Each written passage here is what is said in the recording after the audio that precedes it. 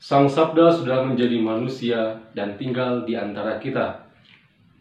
Para sahabat Sabda Hidup yang terkasih, kembali lagi bersama saya, Frater Beni, calon imam Keuskupan Sintang. Pada permenungan hari ini akan diambil dari Injil Lukas bab 6 ayat 6 sampai dengan ayat 11. Sekarang marilah kita persiapkan hati kita untuk mendengarkan dan merenungkan sabda Tuhan. Dalam nama Bapa dan Putra dan Roh Kudus. Amin. Semoga Tuhan beserta kita sekarang dan selama-lamanya. Inilah Injil Yesus Kristus menurut Lukas. Dimuliakanlah Tuhan. Pada suatu hari Sabat, Yesus masuk ke rumah ibadat lalu mengajar. Di situ ada seseorang yang mati tangan kanannya. Ahli-ahli Taurat dan orang-orang Farisi mengamat-ngamati Yesus, kalau-kalau ia menyembuhkan orang pada hari Sabat, agar mereka mendapat alasan untuk menyalahkan dia. Tetapi Yesus mengetahui pikiran mereka.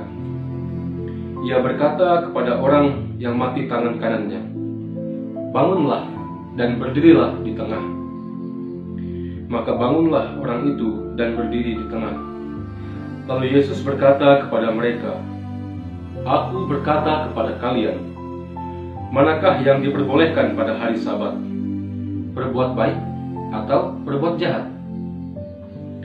Menyelamatkan orang atau membinasakannya?" Sesudah itu, ia memandang keliling kepada mereka semua, lalu berkata kepada orang sakit itu, "Ulurkanlah tanganmu." Orang itu mengulurkan tangannya dan sembuhlah ia.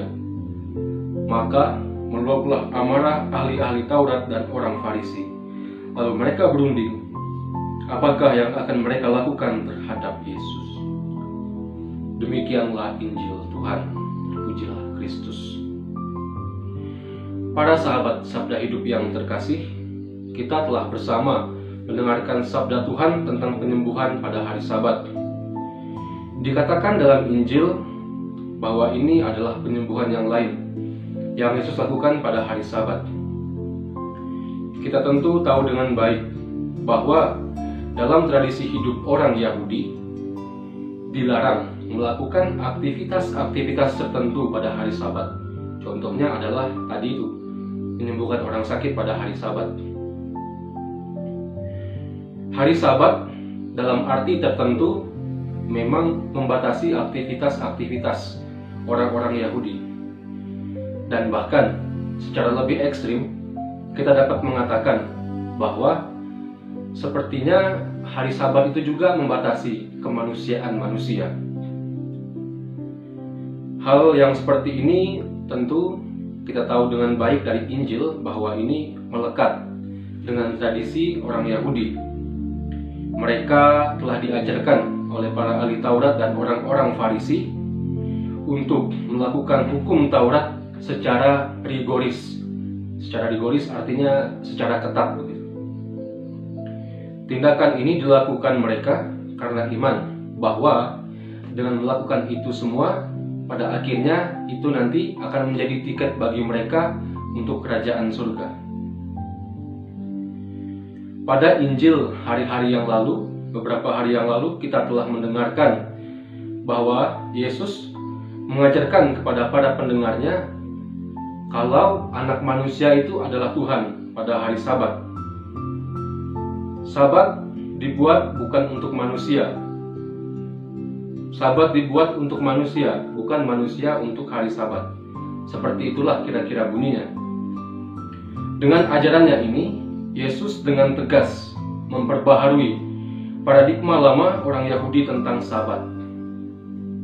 Ia menyempurnakannya, sekalipun memang di situ dari ajaran Yesus atau tindakan-tindakan Yesus itu terdapat kesan dari pihak ahli-ahli Taurat dan kaum Farisi bahwa Yesus melawan hukum Sabat, dan bahkan sepertinya Yesus itu memberontak dalam tanda kutip terhadap hukum Taurat.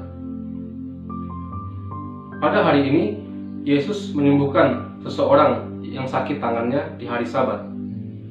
Hal ini dilakukan oleh Yesus dengan penuh kesadaran bahwa di sekitarnya banyak sekali orang yang melihat dan tentu saja menilai perbuatannya, khususnya orang-orang Farisi dan para ahli Taurat yang senantiasa mengamat-amati Yesus.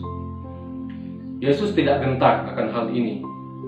Ia tetap menunjukkan kepada banyak orang apa yang benar dan baik untuk dilakukan. Sekalipun di sini Yesus melakukan hal yang baik, rupanya tidak semua orang bisa menangkap hal ini. Tidak semua orang bisa menangkap hal baik sebagai itu yang baik. Ia tetap dipandang sebagai orang yang melanggar hukum Taurat dan melanggar tradisi dari nenek moyang bangsa Israel. Apa yang dapat kita renungkan dari bacaan suci ini adalah kita diajarkan oleh Yesus untuk dapat dengan tenang menilai suatu perbuatan dengan melihat dahulu tujuan dari perbuatan itu. Dalam moral Katolik, sesuatu yang baik harus dilakukan dengan cara dan sarana yang baik pula. Secara nalar, kita tentu dapat menilai dengan baik bahwa apa yang dilakukan oleh Yesus memiliki tujuan yang amat sangat baik. Dan tentu hal ini dilakukan oleh Yesus dengan cara yang baik pula.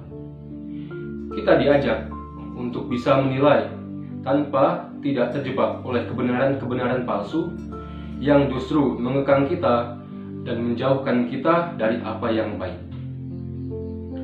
Dalam kisah Injil pada hari ini, kita menyaksikan bahwa apa yang dilakukan oleh Yesus adalah untuk manusia dan untuk kemanusiaan.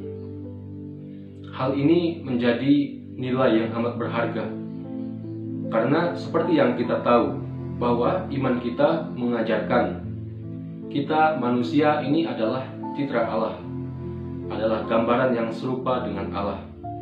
Kita adalah ciptaan yang tentu bagi Allah amat sangat istimewa. Injil pada hari ini juga mengajarkan kita untuk bisa menjadi sesama bagi sesama. Apa maksudnya?